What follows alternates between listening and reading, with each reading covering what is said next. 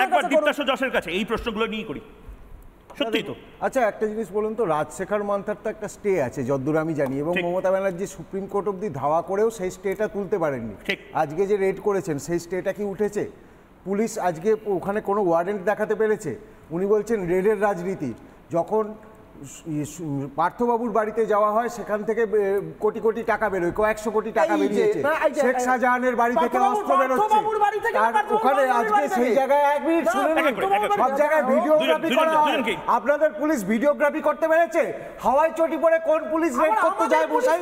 আজকে কথা বলছেন যখন ইডি বা সিবিআই রেড করতে যায় সেখানে নিরপেক্ষ সাক্ষী নিয়ে যায়। এখানে নিরপেক্ষ সাক্ষী কে আছে? আপনাদের কেউ নেই।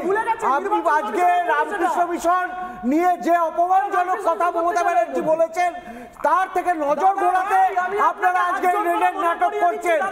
আপনি মমতা ব্যানার্জির কথা মনে করুন, গিয়ে বলেছেন আমি 1956 ভোটে আমি ভুলতে পারবো না, সেই অপমান আমি ভুলতে পারছি না। আমি দুজনকে শান্তন দীপ্তাশ্ব যশ আচ্ছা শুনে দুজনে বললে শোনা যাবে না। আমি অনুরোধ করবো দীপ্তাশ্ব রাজপুত্র দুজনকেই অনুরোধ করবো, কিন্তু রাজপুত্র মানে তুমি তো সেন্সিবল একজন প্রবক্তা। এই যে নির্দিষ্টভাবে আমার হাতে একটি কপি রয়েছে, এটাকে কোর্ট কপি বলে মনে করা হচ্ছে। হ্যাঁ, এটা কোর্ট কপি। 13 নম্বর কোর্টে 19/5/2022 একটি কোর্ট কপি আমার হাতে রয়েছে, আইটেম নাম্বার 100। এটা order copy, Suvendu Adhikari versus state of West বেঙ্গলের।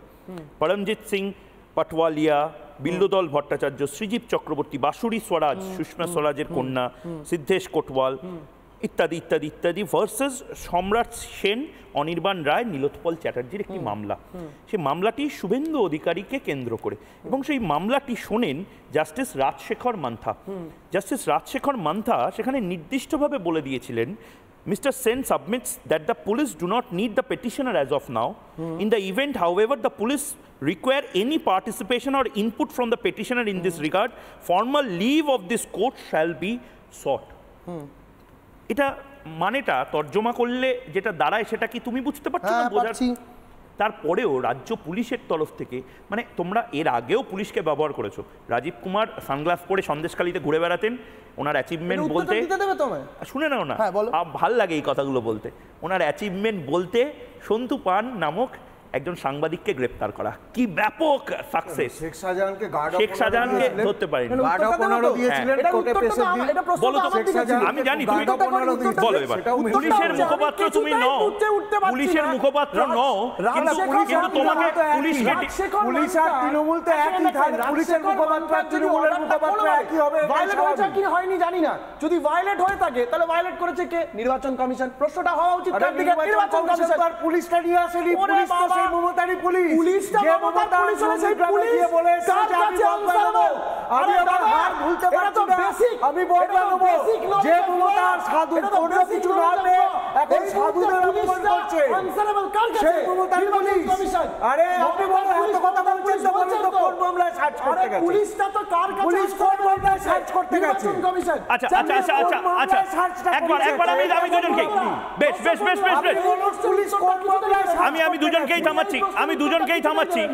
দুজনকেই থামাচ্ছি।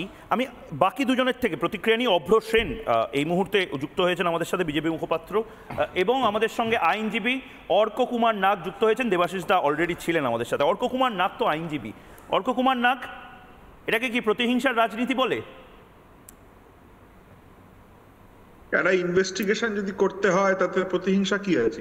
সার্চ ওয়ারেন্ট ছিল না, কোনো ধরনের নির্বাচন কমিশনের কোনো পারমিশন নেই, কোনো ধরনের কোনো রিজন শো করেনি, এরকমভাবেই আপনারা যে কোনো জায়গায় ঢুকে পড়েন। মানে এতদিন আমরা জানতাম কমিশনের পারমিশনটা কোথায় লাগবে মহিউদ্দা? আপনি বলবেন তো। নির্বাচন কমিশন তো আমি যতদূর জানি এমসিসি ইজ ইন সেশন। হ্যাঁ, নির্বাচন কমিশনের আন্ডারে সার্চ ওয়ারেন্ট তো লাগে, ভারতবর্ষের সার্চ ওয়ারেন্ট তো লাগে, সার্চ অপারেশনের জন্য না সেটাও লাগে না। না, পুলিশ কি ওখানে সার্চ অপারেশনের জন্য গেছিল? কিসের জন্য গেছিল? জিজ্ঞাসাবাদ শুভেন্দু অধিকারী না কিছু দেখতে গেছিল? যে ম্যান ইন কন্টেনশন তিনি নিজে বলছেন ওখানে কি করতে গেছিল? মিষ্টি খেতে গেছিল না? গরমে প্রচন্ড গরম লাগছিল বলে আমপোড়া শরবত খেতে গেছিল? সার্চ ওয়ারেন্ট সব ক্ষেত্রে তো লাগে না। না, এক্ষেত্রে শুভেন্দু অধিকারী কি খুন করেছেন? শুভেন্দু অধিকারী কি সন্ত্রাসবাদী হামলা করেছেন? শুভেন্দু অধিকারী কি পিঠে খাওয়ার জন্য রাত্রে ডেকে নিয়ে যেতেন আপনাদের ওই ফেভারিট মাফিয়াটার নাম কি? দেখুন, এটা নিয়ে শেখ শাহজাহান, মমতা ব্যানার্জির ফেভারিট মাফিয়া। যে শুভেন্দু অধিকারী বাংলার বিরোধী দলনেতা এমন কি করেছেন যার জন্য সার্চ অপারেশন করতে হচ্ছে, এবং সার্চ অপারেশন করতেই পারে, যে কেউ করতে পারে, সার্চ ওয়ারেন্ট ছাড়া, ইলেকশন কমিশনকে নোটিফাই না করে, হাইকোর্টকে নোটিফাই না করে, যেখানে মামলা চলছে সেই মামলাটা ভায়োলেট করে। ইলেকশন কমিশনকে নোটিফাই করার কথাটা আসছে কেন? কারণ এখানে মডেল কোড অফ কন্ডাক্ট, জারি আছে, এবং এই মুহূর্তে মমতা বন্দ্যোপাধ্যায়, যিনি সাধারণভাবে বিরোধীরা বলেন পুলিশ মন্ত্রী হিসেবে কোনো কাজ করেন না, তার আওতায় এই মুহূর্তে রাজ্য পুলিশ নেই বলে আপনারাই বলছেন। হ্যাঁ, তো তাহলে আবার ইলেকশন কমিশনকে কে নোটিফাই? তাহলে বলুন ভুল না ঠিক? ভুল না ঠিক মানে এদের কি স্যাক করা উচিত? এদের কি সরিয়ে দেওয়া উচিত? একটা প্রশ্ন হচ্ছে যে যদি কোনো সেন্ট্রাল এজেন্সি তৃণমূলের কোনো নেতা মন্ত্রী বাড়িতে যান, তাহলে আপনাদের ন্যারেটিভটা হয় ওরা চোর বলে গেছে, আর শুভেন্দু অধিকারীর বাড়িতে গেলে প্রতিহিংসা। শুভেন্দু অধিকারী তো ভারতবর্ষের সবথেকে সৎ লোক।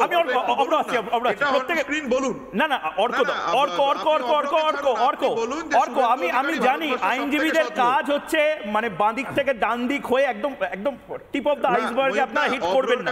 যাওয়ার আগে আরে দাদা, সেন্ট্রাল এজেন্সি এনফোর্সমেন্ট ডিরেক্টরেট কোথাও রেড করতে গেলে তার নির্দিষ্ট একটা ফ্রেমওয়ার্ক আছে, সেই পিএমএলএ আইন অনুসারে সেখানে যায়। ঠিক সেভাবে রাজ্য পুলিশ এভাবে হঠাৎ করে চলে আসতে পারে না। আপনি লেপমুড়ি দিয়ে ঘুমাচ্ছেন, আপনার বাড়িতে গিয়ে আপনার বেডরুমে আপনার পাশে বসে রাজ্য পুলিশ একটা সেকেন্ডের জন্যও দাঁড়াতে পারে না। আরে বেডরুম ছেড়ে দিন, আপনার গেটের বাইরে দাঁড়াতে পারে না যদি আপনার নামে 141 এর নোটিশ বা 91 এর নোটিশ না থাকে। আপনি নিজে জানেন, তারপরেও এগুলো বলছেন কেন? সেটা হচ্ছে একটা সিনেমা আছে না, মানে কিছুদিন আগে বেরিয়েছে, আমার সিং চমকিলা বলে একটা সিনেমা, তাতে হীরক রানীর দেশে, কি সিনেমা আমি শুনতে পেলাম না, হীরক রানীর দেশে। যত দিন এগোচ্ছে তত ওই বিদাকারো গানটা তাদের অ্যানথাম হয়ে যাচ্ছে। আচ্ছা ঠিক আছে, ঠিক এই পয়েন্ট থেকে আমি অব্রোর কাছে প্রতিক্রিয়া নেব। না, আমরা জানতাম আমাদের রাজ্য পুলিশ চটি চাটা, এখন তো দেখছি হাওয়াই চটি পরে রেড করতে যাচ্ছে। বুটগুলো কোথায় গেল ভাই? বুটও নয়, হাওয়াই চটি পরে যেতে হচ্ছে। এবার মৌলিক প্রশ্ন তো অন্য জায়গায় আসছে ময়ূকদা, ওই হাওয়াই চটিগুলোতে কি সেফটি পিন লাগানো নাকি ঠিকঠাক ছিল? আর প্রথম দেখছি ছোট হাতি করে পুলিশ নাকি রেড করতে যায়, বস্তার মধ্যে কী সব ভরে।